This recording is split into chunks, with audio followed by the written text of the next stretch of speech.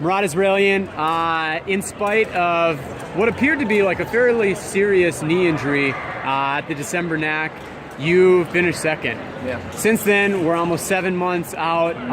You've had another NAC, International World Cup. How have you been? I guess how have you been training and recovering since that injury to ensure that you're still staying sharp? That injury was actually like really bad. I had a tendonitis, which is inflammation of the knee tendon, and even though it was not bad, how would I say, it was not bad for physically, I could still walk and stuff like that. Fencing wise, on a high level, I couldn't move a lot. And it hindered me for the next basically 6 months. Like I carried that injury throughout the entire season.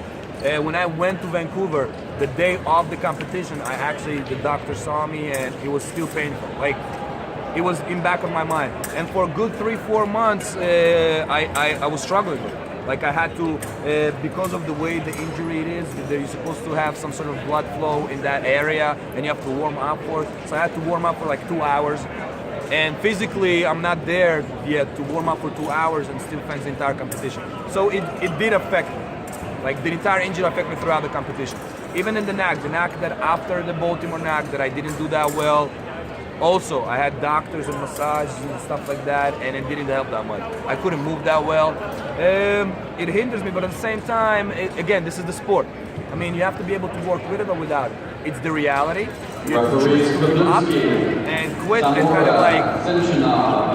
kind of say, okay, I'm injured. Okay, nobody expects me to do anything. Let me just tell everybody I'm injured and just go home and be okay with losing. Or you can shut up and try to do the best out of the situation. And that's how I approach it. Yes, I wasn't 100%, but that's not why I was losing a lot. I mean, if you're gonna focus on your leg, you won't be able to focus on the fencing aspect. And I wanted to focus on the fencing aspect.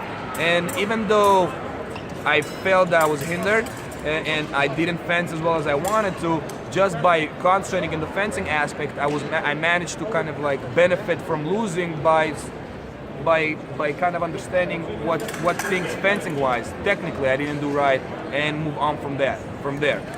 Again, you just need to deal with those problems, exactly like life. I mean, this is a bump in the road. So your first NAC, your first competition after 6 years of being away, of not being competitive or not competing rather. There's the bitterness of getting hurt in your first competition back, but the sweetness of coming in second, taking home the silver. How did you feel? You kind of talked about your focus, having that injury, fencing through it, both at the next NAC and internationally. How did your approach change going into that next NAC after December and then into Vancouver? I mean, I got injured. I got injured in the second NAC. To the back committee table. Alexei, send your knob to the back committee table immediately. That's just funny. In the competition in December NAC, I mean, after I got injured, it was mentally really easy because I couldn't move, and winning a competition like that is actually really easy. Mentality out, people see that you can move, and nobody expects you to win, and you kind of like do your best. Again, really perfect situation mentally. Especially first competition for somebody back. that didn't fence at all for so much time, you just kind of like you're feeling that you're amazing, which is a lie. Okay, I knew it was a lie when I got injured. I knew that the fact that I got second was a lie because I rather not win or do well and fence my fencing rather than win tactically because my leg is injured. I mean, my leg is not going to be injured all the time. Okay, I'm not going to go back and just stay there. I just kind of like, so that competition in December was completely different competition. Then the NAC But you did beat senior national team member Jimmy Moody. I beat really strong fencers, and I feel like tactically I'm stronger than them, even though on national team. So they made a mistake. They made a tactical mistake. I made a correct call on my part. But in the final battle, when I was fencing Alex Tennis, instead of attacking me, Alex went back, and Alex went back, and he knew that I can't attack him. And then when I had to attack him, was the last touch, I got hit.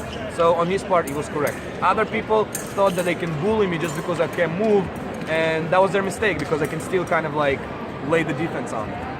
Now the NAC after that was a little bit difficult because I was dealing with the injury, but the injury was still lingering. So my preparation, my club preparation, my practice is under 100%. Like again, I have to kind of like move around more, stretch more than other people to just be able to practice. Do it on a daily basis, ice the leg all the time. It was a little bit difficult, but at the same time, and at the neck itself, I actually had really bad pain and I couldn't move a lot. But again,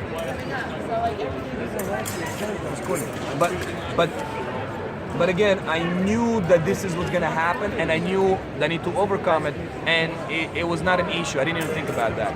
I lost that neck badly to certain people, and I didn't fence well. You know, the 32? I think so. I don't remember. I lost my 30, I think. I didn't fence well in pools. I was struggling the entire time, the entire day, and I didn't fence well. I didn't fence well. That's the most important part. And how much was the knee a contributing factor to that? I mean, in the competition, you don't think about it, but it's all about the preparation towards the competition. If your knee bothered you, and I learned that from dislocating my shoulder in college, if you have an injury that lingers, that doesn't let you practice the way you want to practice, it's always going to be in the back of your mind, and you always are not doing the 100% in practice, and when you come to a competition, it shows.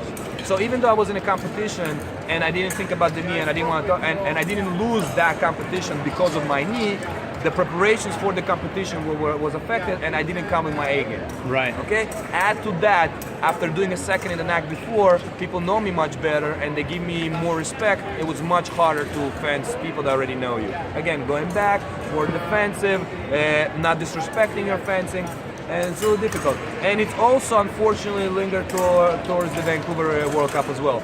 I mean, it was 4 months after the initial injury, but because I had to stay active, the solution was for my injury, peritonitis, is to stay away for a month.